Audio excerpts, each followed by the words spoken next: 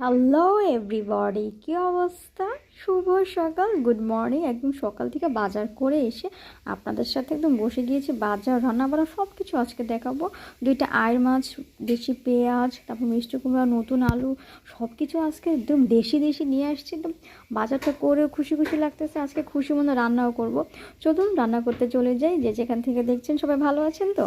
আমি ভালো আছি। মশলাটা কষিয়ে নিয়েছি, একটু পেঁয়াজ বাটা আর মরিচের গুঁড়া, হলুদের গুঁড়া, একটু ধনের গুঁড়া দিয়ে ভালো করে কষায় এখন নতুন আলুটা কেটে নিব। সব কিছু যদি কেটে গুছিয়ে রান্না করেন তাহলে কিন্তু রান্নাটা করতে ইজি হয়, সহজ হয়, মানে পেঁচিয়ে পড়বেন না, ভালো লাগে রান্না করতে।